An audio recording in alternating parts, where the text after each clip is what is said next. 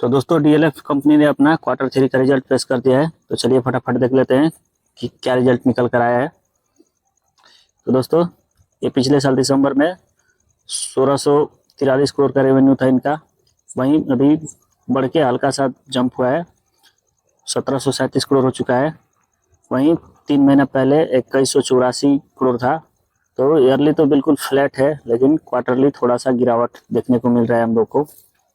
यूँ कह तो लगभग 10% से थोड़ा ज़्यादा गिरावट देखने को मिल रहा है हम लोग को। वहीं एक्सपेंस की बात करें तो पिछले साल दिसंबर में 1131 करोड़ का एक्सपेंस था।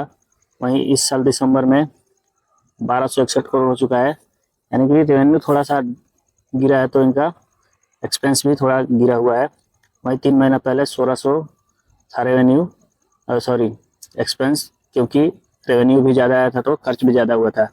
चलिए फाइनल प्रॉफिट देख लेते हैं हम लोग, जो कि हम लोग को मिलेगा 9 number net profit for the period. तो पिछले साल इन्होंने 555 करोड़ का प्रॉफिट किया था, यहाँ से बढ़ के लगभग 655 करोड़ का किया था। वहीं से लगभग बढ़ के अभी हो चुका है 1058 करोड़, जो कि काफ़ी बढ़िया जंप देखने को मिल रहा है हम लोग को। लेकिन पिछले क्वार्टर में इन्होंने 1381 करोड़ का प्रॉफिट दिखाया था, जो कि यहाँ से लगभग 25% का गिरावट देखने को मिल रहा है हम लोग को क्वार्टर बेस पे। वहीं ईपीएस देख लेंगे इसका, तो पिछले साल दिसंबर में 2 रुपये 65 पैसे का ईपीएस था।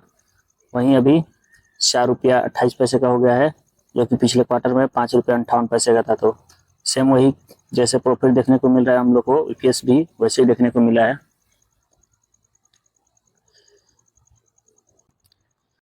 चलिए अब देख लेते हैं टोरेंट फार्मास्यूटिकल का रिजल्ट आ चुका है। तो इसका क्या रहा, मतलब रिजल्ट कैसा आया है।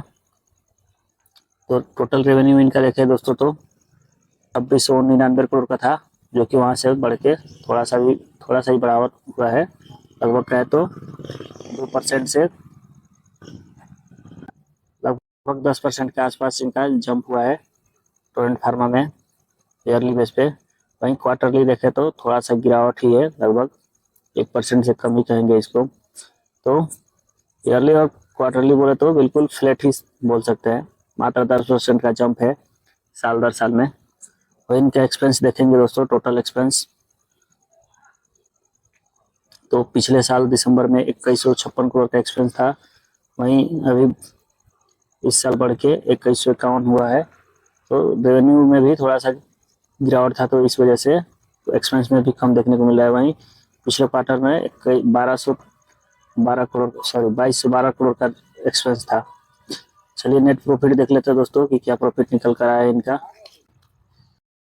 Net profit for the period देखें दोस्तों तो पिछले साल दिसंबर में 441 करोड़ का प्रॉफिट 43 करोड़ का प्रॉफिट था, यहाँ से बढ़ के हो चुका है लगभग 20% का बढ़ती देखने को मिल चुका है हम लोग को, 503 करोड़ हो चुका है। वहीं पिछले क्वार्टर में 453 करोड़ का प्रॉफिट था, जहाँ से बढ़ के 500 करोड़ हो चुका है। तो इस कंपनी ने क्वार्टरली और ईयरली दोनों में काफ़ी बढ़िया परफॉर्म किया है। इसका ईपीएस देख लेंगे दोस्तों तो पिछले साल दिसंबर में 13 रुपये का ईपीएस था, जो कि यहाँ से बढ़ के 14 रुपये 28 पैसे हो गया है। वहीं पिछले क्वार्टर में 13 रुपये 37 का ईपीएस था। तो यहाँ भी क्वार्टरली और ईयरली देखने को मिल रहा है हमको बढ़त। चलिए अगला रिजल्ट देख लेते हैं दोस्तों। चलिए हमारे लिस्ट में तीसरा नंबर है इंटरग्लोब एविएशन, यानी कि इंडिगो का भी रिजल्ट आ चुका है। तो डाटा ये लाख में है, मैं आपको करोड़ में बताने की कोशिश करूंगा। तो पिछले साल दिसंबर में टोटल इनकम इनका हुआ था। चलिए दोस्तों पिछले दिसंबर में इनका प्रॉफिट था, इनकम था इनका 20,062 करोड़, जहाँ से बढ़ के अभी हो चुका है 22,992 करोड़।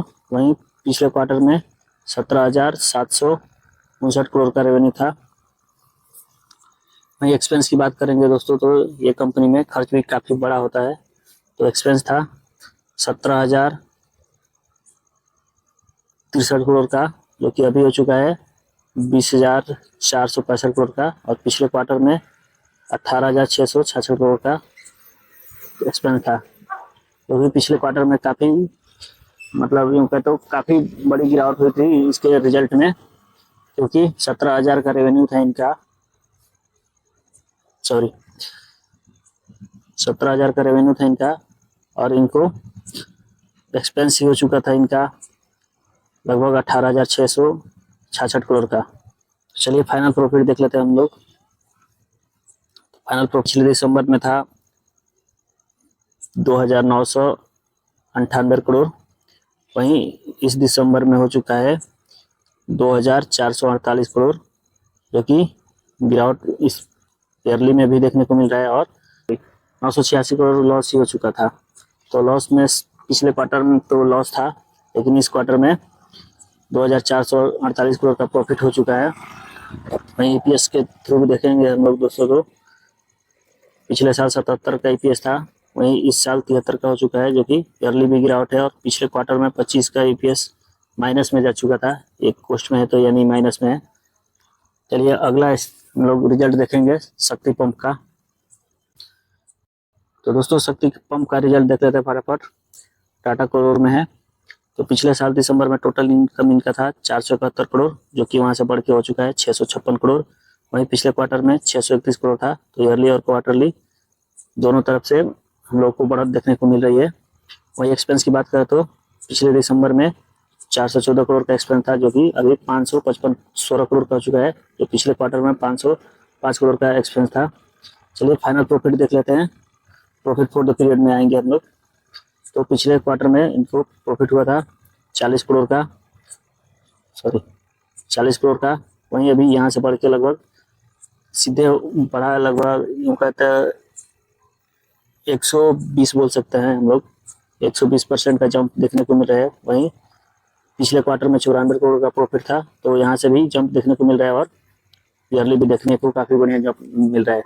तो हम लोग कल देखेंगे कि ये मार्केट बंद होने के बाद आया है इसका रिजल्ट, कल इसमें क्या मतलब बड़े लोगों को पसंद आता है इसका रिजल्ट कि नहीं आता है। वहीं ईपीएस देखें दोस्तों, तो पिछले दिसंबर में 3 रुपये 71 पैसे का ईपीएस था, जो कि वहाँ से बढ़ के 8 रुपये 71 पैसे हो चुका है, और पिछले क्वार्टर में 7 रुपये 83 पैसे का था ईपीएस। तो ईयरली और क्वार्टरली काफ़ी बढ़िया जंप देखने को मिल रहा है। तो आगे देखते हैं कल क्या होता है, कल नहीं मंडे को देखेंगे कि क्या होता है इस स्टॉक में।